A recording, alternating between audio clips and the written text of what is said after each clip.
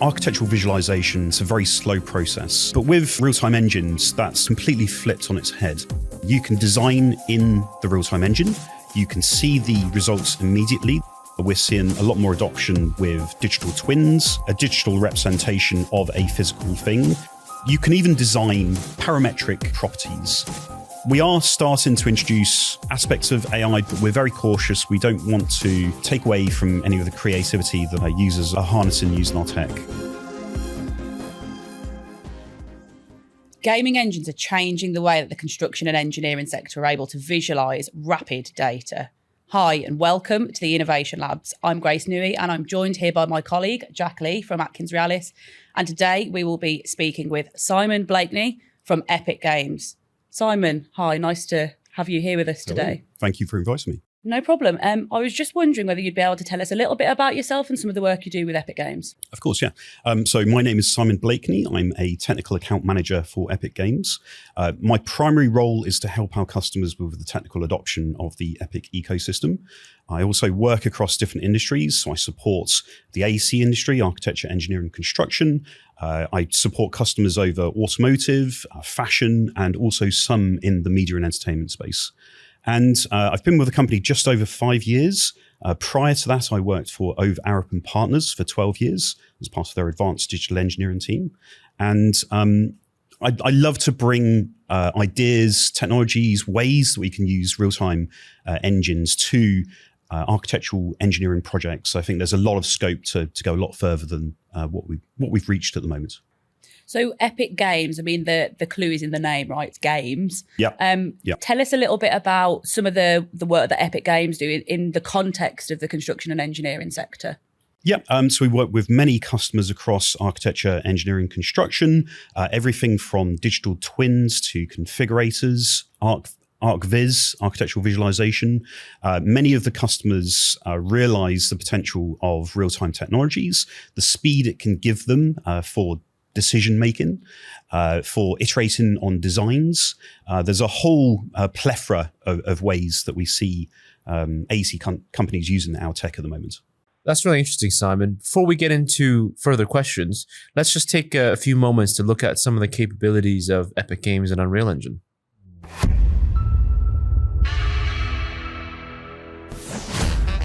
And this is one of the non-games reels that we've sent through. There's lots of ways that our tools are used in different industries. One such example is in the film industry.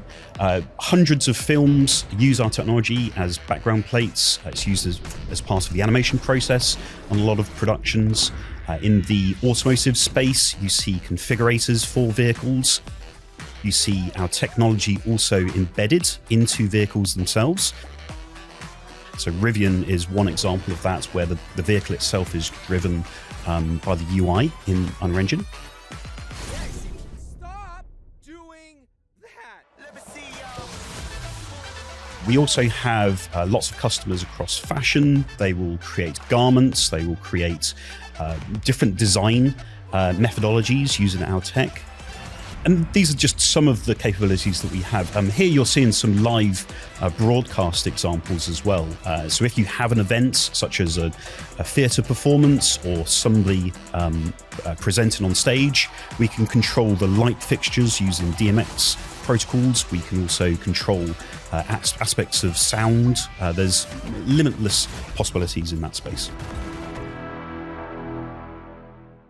Thanks for sharing that, Simon. Really interesting to see, and really interesting to see the breadth of what you might associate as only 3D visualization gaming, but actually in lots of different industries, and in particular entertainment, also live performances that you were talking about.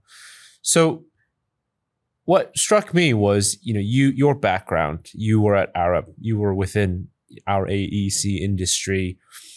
You're now at Epic Games. So you've seen kind of from both sides. And I'm just really curious to hear, from your perspective and your experience, how did these two industries kind of coalesce together? Was it one or the other that started it? Was someone saying, oh, yeah, they're doing really interesting stuff around gaming, we should bring that in? Or was it actually, Epic Games going, hey, have you, as AEC architects, engineers, designers, have you considered using our tooling and capabilities as part of your day-to-day? I think that's definitely been a gradual process.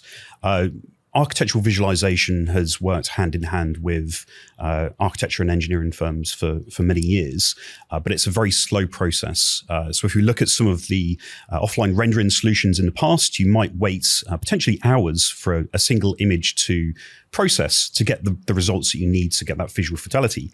But with real-time engines, that's completely flipped on its head. You can design in the real-time engine. You can see the results immediately. There's no waiting time. You can fly around that space, and you can really shortcut a lot of the processes that were there in the past. So that's the immediate thing that I think of. The first area that was adopted very, very quickly. Now, however, we're seeing a lot more adoption with digital twins.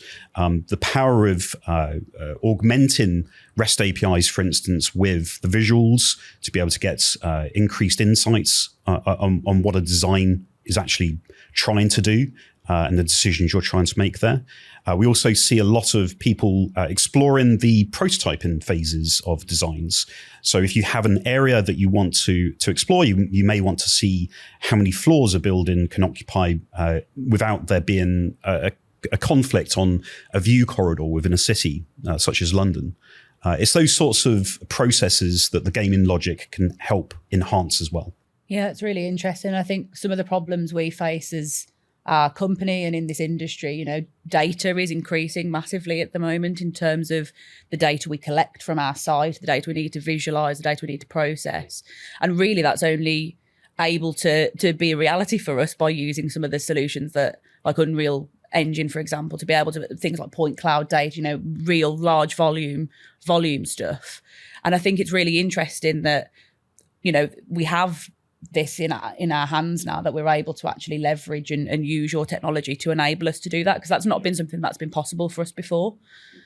I think one of the things you've just touched on as well, which is really interesting, and we as a company have used Unreal Engine prolifically across multiple different purposes, for visualization, stakeholder engagement, but especially for things like early optioneering and that concept, putting into the hands of people who don't have the experience to produce a complex BIM model, for example, the ability to interact with a really user-friendly interface and rapidly optioneer stuff. I wonder, are any other industries using the solution for similar problems? Absolutely. Absolutely. It's a very good platform for prototyping, not just because you can rapidly see those results, but also a lot of the features that we have in Unreal Engine really are well fitted to communicating those ideas on a mass scale to very wide audiences globally. So if you look at the multiplayer capabilities of Unreal Engine, you might have stakeholders that are in Australasia, in the Americas, in Europe. You want to communicate that in real time. You want to explore the space. You want to see how it all visually and spatially fits together.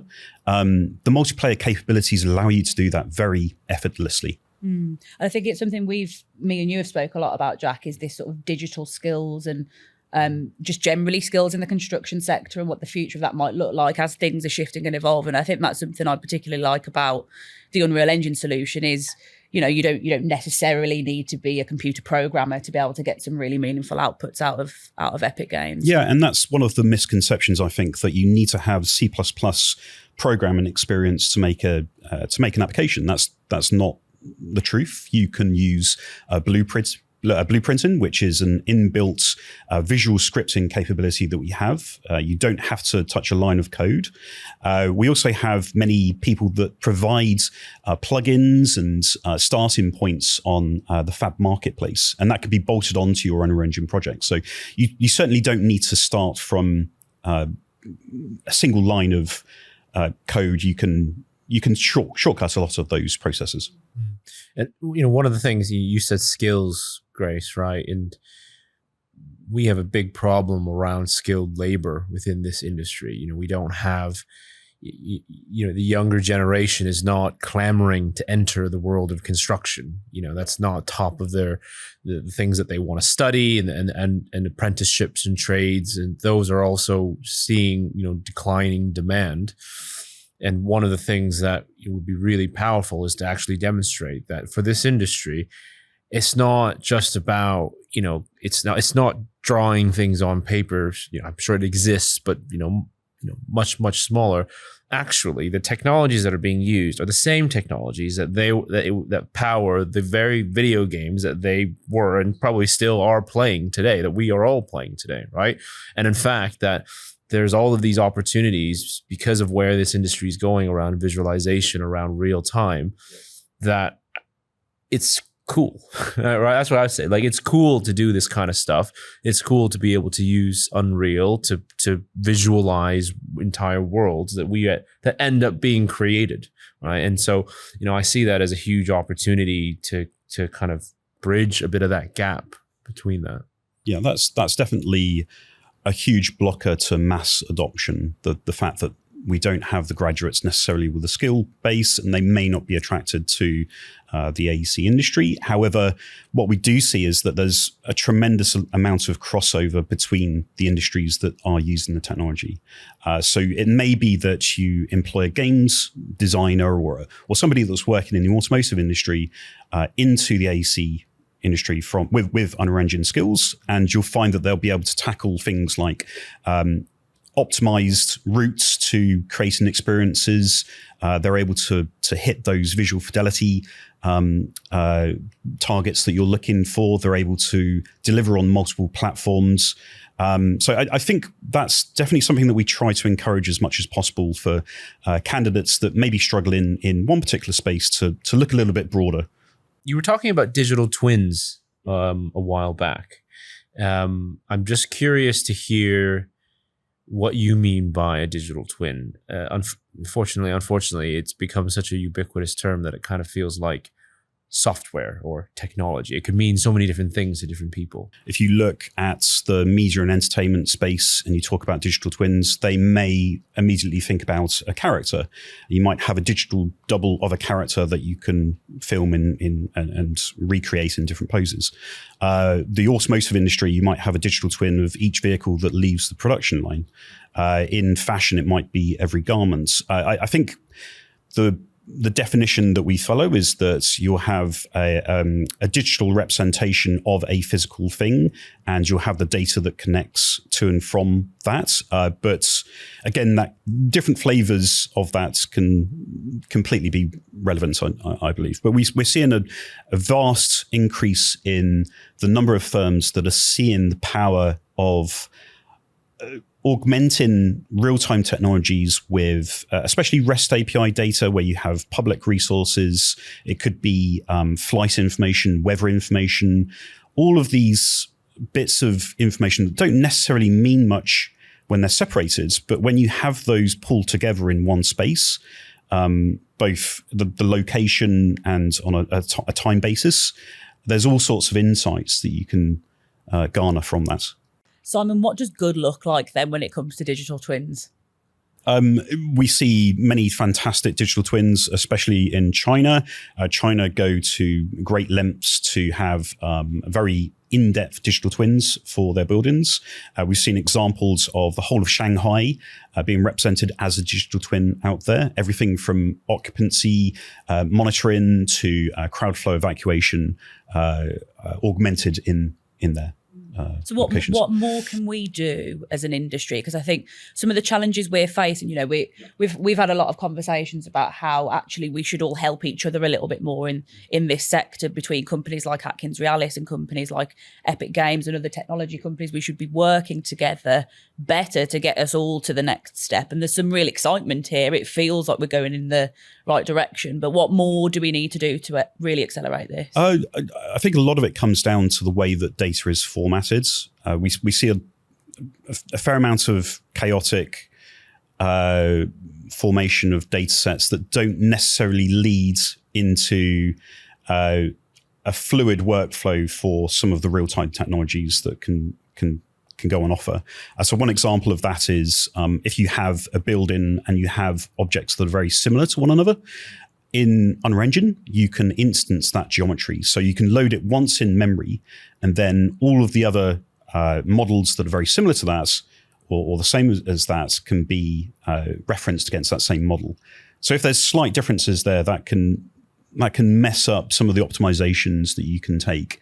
But I think it's mainly a data management sort of problem there mostly. What's interesting is that, there's some trends that I know that I'm seeing around things like edge computing, right? Compute, reducing the latency between data centers or having smaller data centers but closer to cities versus mega campuses that are out, right? So is that of a focus for Epic Games? Are you thinking about that? Because I think the more that you reduce that, the more and more complex that you could do, the complex tasks you can do more real time, right? Yeah, one of the technologies that we harness largely is WebRTC. And we'll have pixel streamed applications. So pixel streaming it's the offset of hardware requirements, GPU hardware requirements to the cloud. So a scenario could be that you have a real-time application which is of a high visual fidelity, but you wanted to deliver that to somebody that doesn't have a high-spec machine. What you can do is push that to the cloud. And then with pixel streaming, it's very similar to technologies such as Netflix, where you're delivering frame content, visuals. But with pixel streaming, you're getting the interaction sent back to the server, and then that's changing what the visuals are coming back. But it means that you can then deliver that content to mobile devices or anything that runs a web browser. And it's very important to get the regional distribution of those resources as close as possible because of latency. We haven't talked about the hot topic of the day these days, AI. I was thinking about it when you were talking about the challenges around data structure and management of the data. It's one of the things that we're thinking about as an application, because AEC, this ecosystem of partners and companies delivering projects, unfortunately can be very siloed. We have to work in different tech stacks with different platforms. You'll have so many different stakeholders all contributing to one project, and so you end up, having naturally kind of creating this data problem. So we've been thinking about AI. How are you and Epic Games thinking about the application of AI in your world? We've been fairly cautious around AI, mainly because of copyright infringements. We're very careful where things are trained. That was that big Anthropic kind of decision settlement, right, with the authors, right? Yes. Significant. Yeah, and I think that because of how quickly these things are moving, it's natural that for some companies, and I know that for our company as well, it's important to just be very clear about where you would be applying, just based on the industries and the type of information that we need to manage, that we kind of process, right? And just being very, very kind of sure that you're doing the right thing, particularly because so oftentimes these capabilities are changing so rapidly. Functionality and configurations for the tools that we would use day to day might actually change without us knowing, right, in the background, and that has implications on things like IP, copyright that you've mentioned. For us in particular, we operate globally, just like you. Our clients are global. Our projects are in different locations, and that brings in things like data residency, where you're processing data, all that kind of stuff. So yeah, I get it. It's not so simple. For some companies, maybe it is simpler, but for others, it's not so simple as, we'll just flip the switch and put everything, AI, and then away you go. It's not as easy as that, right? Yeah. Just going back to the data point as well, because I think that's actually the key to all of this. Like when you think of the amount of conversations we've had now about AI and and all of these other emerging technologies, actually, you touched on a really great point earlier, Simon, which is the underpinning of all of this is the data. And it's something that we as an organisation are, it's a massive topic for us, because I think we recognise in the engineering sector that actually it can be so disorganised and chaotic. Yeah. And I just wonder, especially as you've come from the engineering sector into Unreal Engine and Epic Games and have done the work that you do with that organisation now, what can you reflect on from your time in the AEC industry? I think what you have two approaches. So you could have an optimized route where you're harnessing technology which actually makes your life easier. It can make things run faster. So to give you an example, we've got technologies such as large world coordinate systems with open world partitioning. So it means that you can start to separate up data and you can start to load that in different tiles. And if you manage the data in particular ways, you have less friction when it comes to recalling that information. But then on the other hand, you have more of a brute force approach where you can throw everything towards a situation and you can push GPU processing power to it and you can achieve the same thing perhaps, but then you're using far more resources. So I think if you take certain approaches, if you optimize and you have that foresight to optimize in particular ways, then you do reap the rewards by taking those workflows. Yeah, I think optimization is definitely a massive theme at the moment. Would you agree, Jack? Yeah, absolutely. I mean, think about that's one of the tricky problems that we're trying to solve is how much of do we optimize the way that we do things? Do we automate other things as well? I mean, from your perspective, you've been in the industry before. You're now at one of the, what I would say, key enablers for some of the things that we do. What would be your vision for this space, visualization, design, optioneering, kind of 5 years from now? What do you see that world looking like? That's a really good question. One of the talks that I recently gave at one of our big events in Stockholm, Newey Fest Stockholm, was on procedural content generation. And you can even design in Unreal Engine parametric properties. So the example I was given on the talk was a stadium. You have a single spline. You're able to spawn all the seats in a stadium. You can change the number of rows that each tier has. You can have the structure, which is spawned on the back of the rows of seats. And then as you change that single spline, you can change the entire shape of the stadium stands. So it could be a cricket ground, which is a circular configuration. It could be a stadium. It could be a grandstand for an F1 circuit. Then on top of that, if you have all of the seating locations, you can do things like calculate the individual vectors for line of sight analysis, and you can see what the marketing or the digital advertising boards, what the visibility to those are, or you can see what the broadcaster might see from certain angles. You can also do things like have interactive seats that are built into that and see what the viewpoint is for each spectator. So I think it's these sorts of things where there's potential to go much, much further at the design stage, especially, and carry a lot of the analysis that would be done at a later stage and bring that forwards right on to the cusp of creating the initial prototype. So as you're changing those parameters, is it also calculating the things that it needs to calculate? I mean, I'm not an engineer, but is it from a structural and a physics perspective, is it doing those calculations? So not structurally. It's very much an early prototype that I was demonstrating at the time, a completely hypothetical design.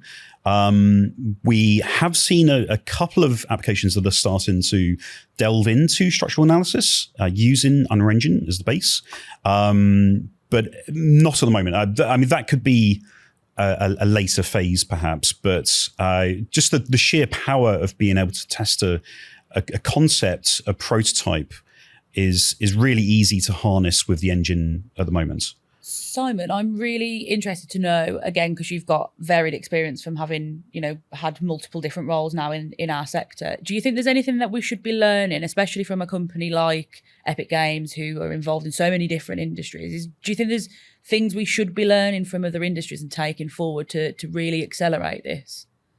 There's a lot of examples that you could look at. And as I touched before, there's so much crossover with the types of applications that an automotive firm would be applying the tech to.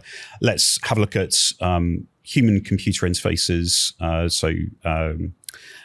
Using Unreal Engine, you can put the tech into a vehicle, Rivian being one example of that, and use that UI to drive various mechanical aspects of the vehicle.